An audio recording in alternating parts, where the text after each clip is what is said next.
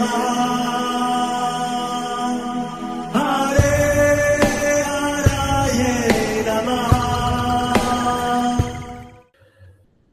कृष्णा जी, आप सबका बहुत बहुत स्वागत है। मंगलाचरण आरंभ करते हैं।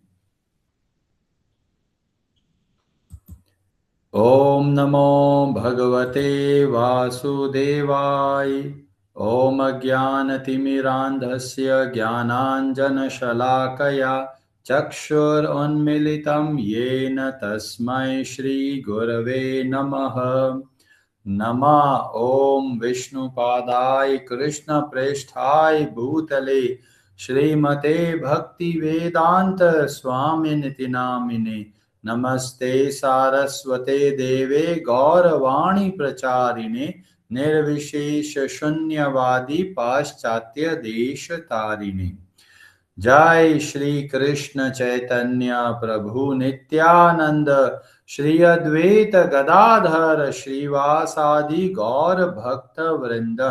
हरे कृष्ण कृष्ण कृष्ण हरे हरे, हरे राम राम राम हरे हरे। कार्पण्य दोषोपहत स्वभावः पृच्छामि त्वां धर्म सम्मूढचेताः। यच्छ्रेयः स्यान्निश्चितं ब्रूहि तन्मे शिष्यस्ते अहं शाधि मां त्वां प्रपन्नम्। हरे कृष्ण जी। भगवद गीता अध्याय 4 श्लोक नंबर 38 क्लास नंबर 3। ब्रजेश्वरी जी, आप पढ़ेंगे संस्कृत। हरे कृष्णा। नहि ज्ञानेन सदृशं पवित्रम् इह विद्यते तत्स्वयं योग संसिद्ध कालेनात्मनि विन्दति। हरे कृष्णा।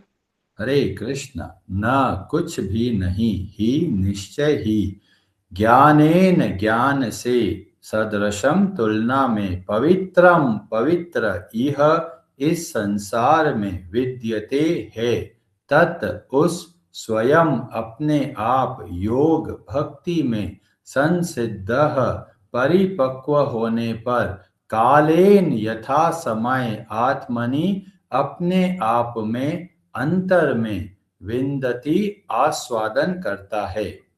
इस संसार में दिव्य ज्ञान के समान कुछ भी उदात्त तथा शुद्ध नहीं है। ऐसा ज्ञान समस्त योग का परिपक्व फल है। जो व्यक्ति भक्ति में सिद्ध हो जाता है, वह यथा समय अपने अंतर में इस ज्ञान का आस्वादन करता है। हरे कृष्णा जी।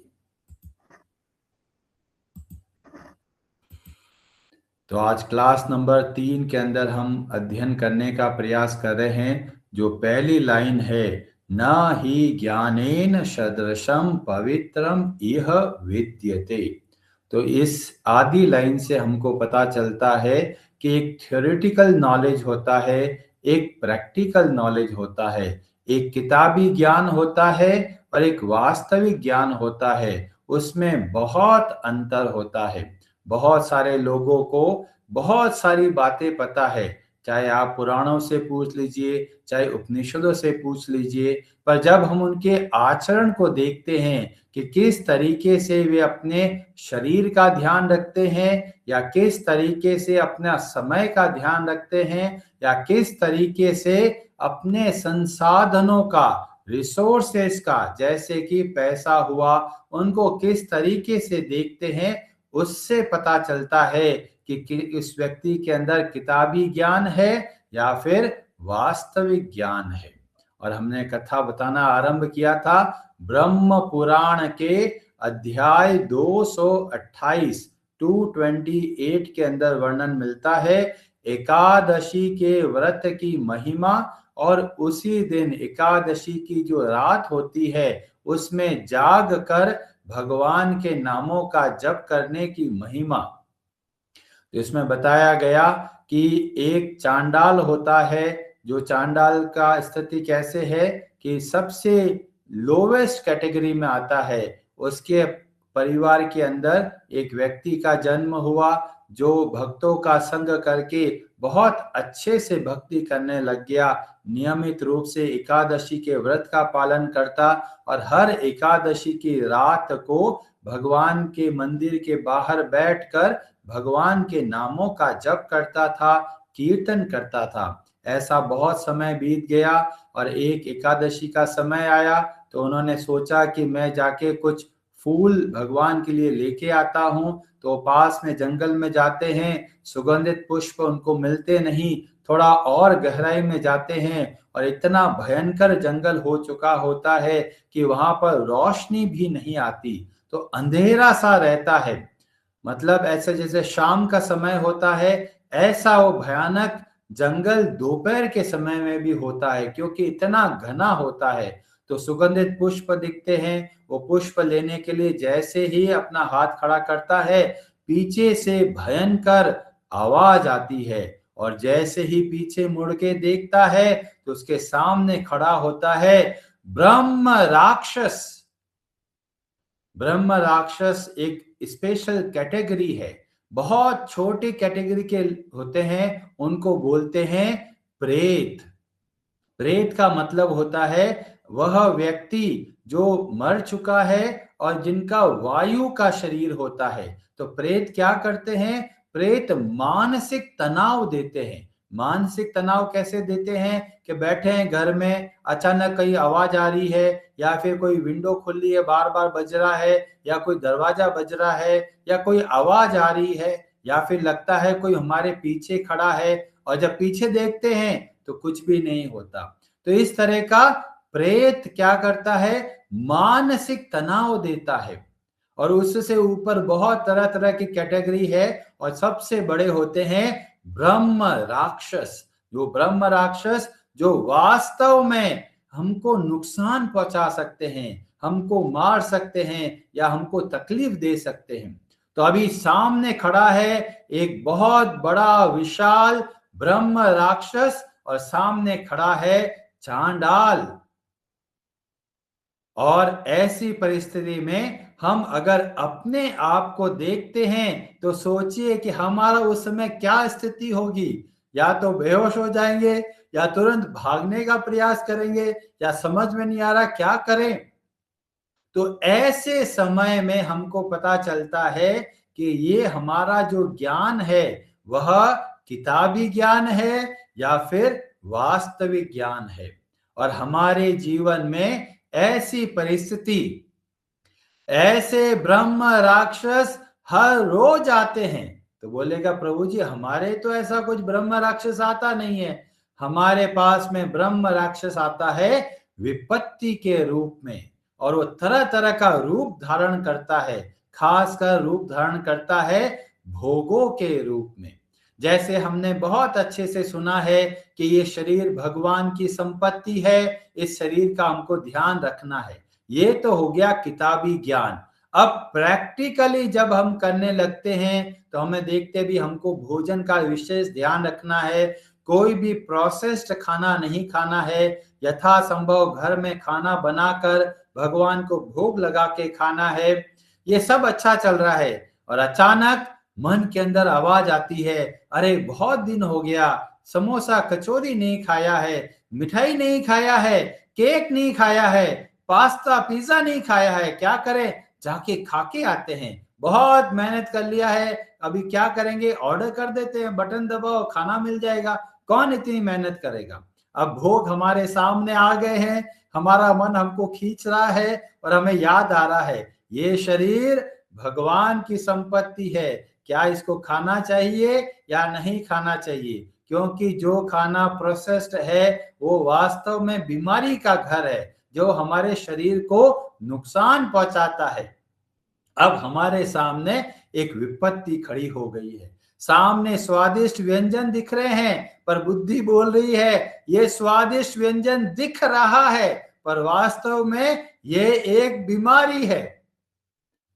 और उस समय हमें परिस्थिति पता चलती है कि हमारा ज्ञान वास्तविक है या फिर किताबी है। बहुत सारे लोग बह जाते हैं, सोचते हैं चलो अगले दिन थोड़ा फास्टिंग कर लेंगे, पर हमारे समय जीवन में हर रोज ऐसे पल आएंगे, ऐसी परिस्थिति आएगी, एक रास्ता भगवान की ओर लेके जाएगा और एक रास्ता संसार की ओर लेके जाएगा। जैसे हमारे पास समय है, अब इस समय को हम चाहे तो भगवान के लिए व्यतीत कर सकते हैं या फिर अपने मजे के लिए भी कर सकते हैं। जैसे कि टीवी है, मोबाइल है, इतनी सारी चीजें हैं हमारे सामने देखने के लिए। या फिर किसी व्यक्ति के सामने भय की परिस्थिति आ जाती है, कुछ ऐसी चीज हो जाती है जिनको बहुत डर लगता है।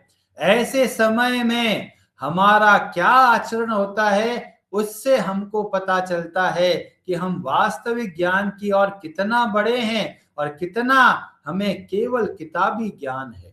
बहुत सारे लोग जो किताबी ज्ञान लेके बैठे हैं वो बहुत खतरे में है, क्योंकि उनके सामने परिस्थिति आई नहीं है और जैसे ही परिस्थिति आएगी सारा का सारा किताबी ज्ञान वहीं के वहीं रह जाएगा, किसी काम को नहीं आएगा।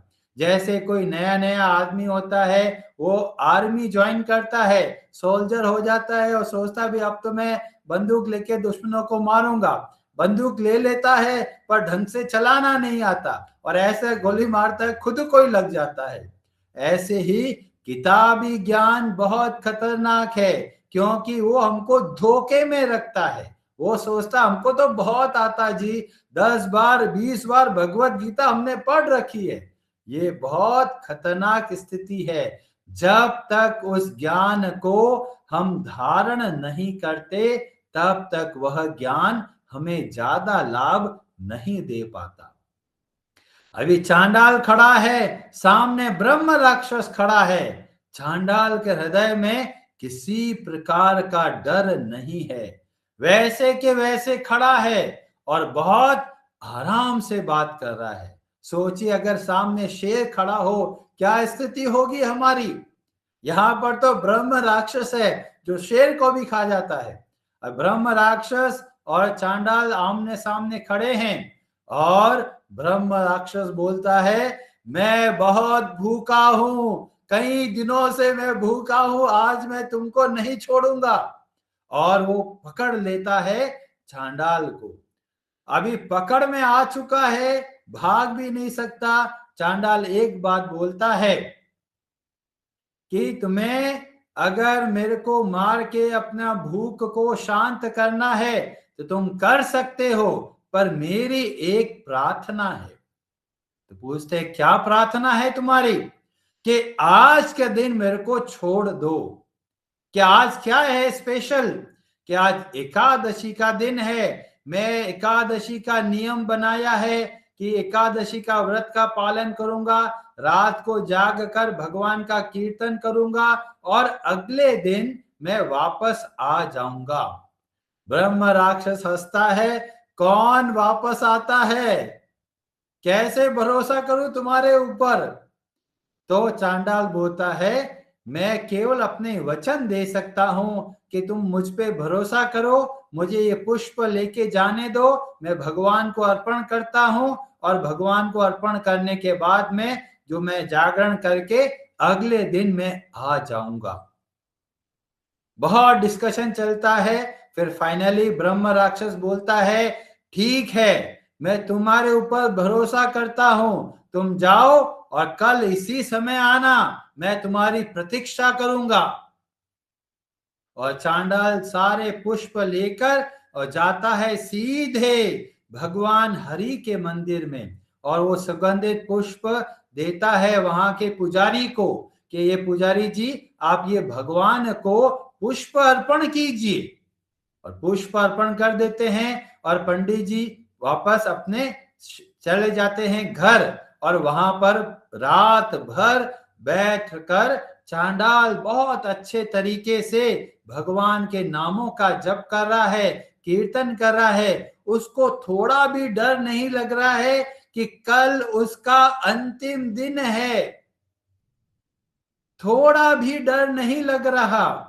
इससे हमको पता चलता है जब हम अच्छे से भक्ति करते हैं और हम ज्ञान को धारण करने लगते हैं तो हमको शक्ति देखने को मिलती है। तो रात भर बहुत अच्छे से कीर्तन जागरण करते हैं, सुबह का समय हो गया है, नहा धोकर फिर भगवान के दर्शन करते हैं और अब चांडाल वापस जाने लगते हैं। जैसे ही जाने लगते हैं एक व्यक्ति मिल जाता है। वो व्यक्ति पूछता है कि तुम कहाँ को जा रहे हो, और वो चांडाल सारी की सारी बात बताता है। तो व्यक्ति बोलता है, अरे तुम कितने मूर्ख हो, जब जीवन संकट में आ जाए उस समय झूठ भी बोलेंगे तो भी पाप नहीं लगता, इसलिए तुम अब जाओ मत, अगर चले गए तो ब्रह्म राक्षस छोड़ेगा नहीं।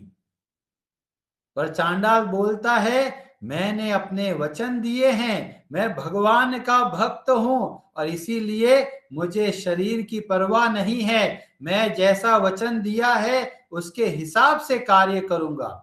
और वो व्यक्ति बहुत कुछ बोलता है, पर चांडाल क्षमा याचना करता है और आगे बढ़ जाता है और वापस वहीं घने जंगल में पहुंच जाता है और सामने ब्रह्म राक्षस खड़ा है। और ब्रह्म राक्षस उस चांडाल को देखकर बहुत प्रसन्न होता है और सोचता है, तुम कितने सत्यवादी हो, अच्छा तुम मुझे बताओ कि तुमने क्या किया। और चांडाल सारी बातें बताता है कि मैं इस तरह से भगवान की आराधना करा, इस तरह से जागरण किया। और ऐसी बातें सुनते सुनते ब्रह्म राक्षस का हृदय बदलने लग जाता है। जो एक समय भयंकर ब्रह्म राक्षस गर्जना के साथ में बोलता था, अब वही ब्रह्म राक्षस की आवाज ढीली हो गई, बहुत सॉफ्ट होके बोलने लगता है कि तुम्हारे जैसे पुण्य आत्मा के दर्शन पाकर मैं धन्य हो गया।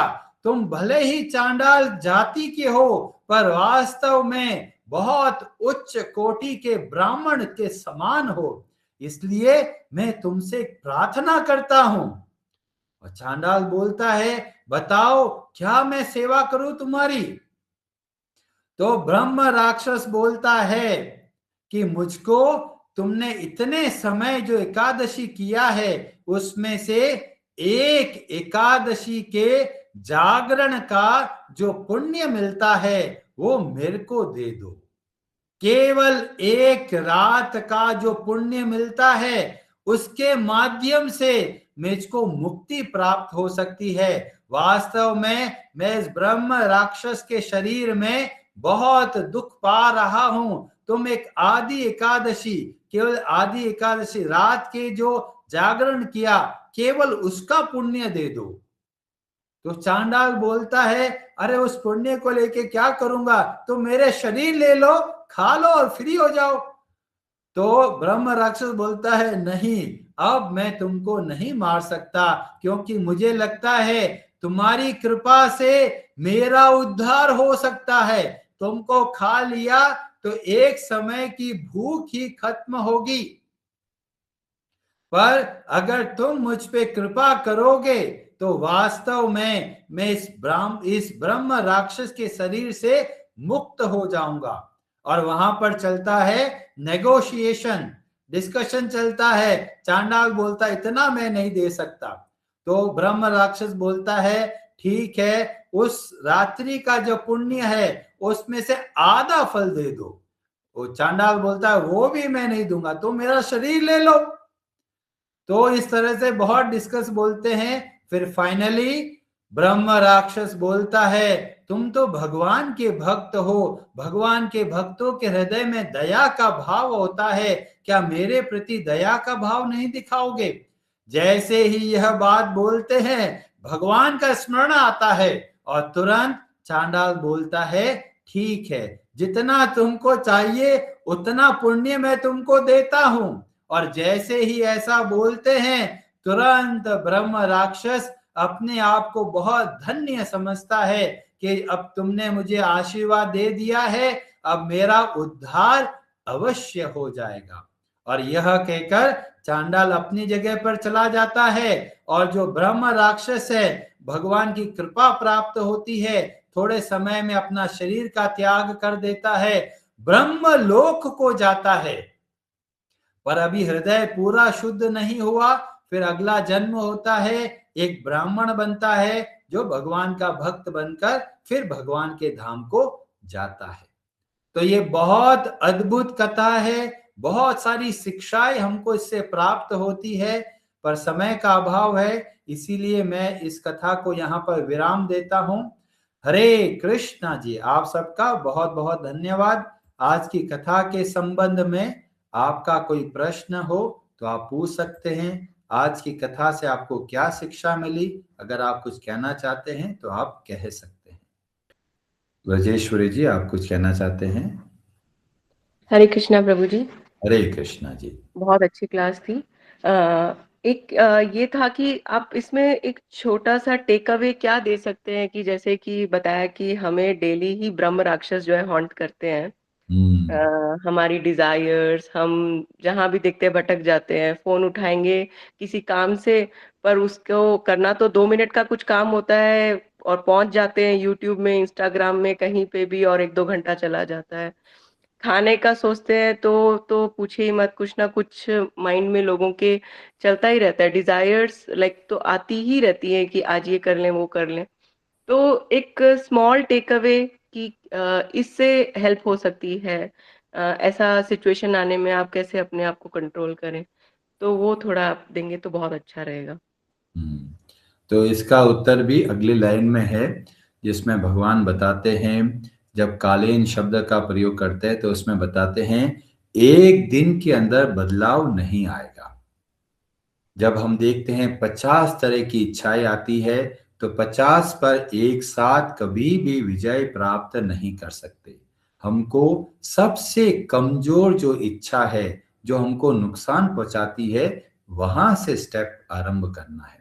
तो पहले अब देखो कि कई लोग होते हैं कि भाई किनको कुछ तीव्र इच्छा होती है, किन्हीं की इच्छा इतनी तीव्र नहीं होती। तो जो इच्छा संसार की ओर बांधती है पर उतनी स्ट्रांग नहीं है, पहले वहां पर कार्य करना शुरू करना है। तो अगली लाइन बहुत बहुत महत्वपूर्ण है, बहुत प्रैक्टिकल है, क्योंकि अगली लाइन हमको बताती है कि किताबी ज्ञान से वास्तविक ज्ञान तक कैसे पहुंचेंगे। क्योंकि सुना तो बहुत है, पर जब हम करने लगते हैं तो हमको पता चलता है अभी तो बहुत लंबा रास्ता जाना है। पर वास्तव में दूसरी लाइन के माध्यम से भगवान बहुत दया करके हमको बताते हैं, और वास्तव में ये अगली लाइन और अगला श्लोक बहुत महत्वपूर्ण है। और जब ये तीनों लाइनों को हम समझेंगे तो पूरा का पूरा हमको कॉन्सेप्ट क्लियर हो जाएगा। हरे कृष्णा जी। सीता देवी हैदराबाद, आप कुछ कहना चाहते हैं? हरे कृष्ण प्रभु जी, दंडवत प्रणाम। अरे प्रभु जी, आप जो बोल रहे हैं जागरण करना एकादशी का, बोले तो कितना बजे तक करना? तो उसमें बताया गया ब्रह्म मुहूर्त है, मतलब उस दिन सोना नहीं, मतलब रात भर जागरण करके सुबह के 4 बज गए हैं, ब्रह्म मुहूर्त शुरू हो गया है, तो वहां पर नहाकर फिर भगवान की पूजा करना आरंभ करना है। तो 15 दिन में एक बार सोना नहीं है, पर ये मुश्किल है, परंतु ये लाभदायक बहुत है। तो कभी कभी हमें बहुत सारी बातों को ध्यान में रखकर जब लगता है कि पहले 6 महीने में, जैसे पहली बार हम लोग सोचते थे निर्जल एकादशी को व्रत करना कितना कठिन है, पर थोड़ा अभ्यास करते हैं तो हमको ट्रेनिंग मिलती है।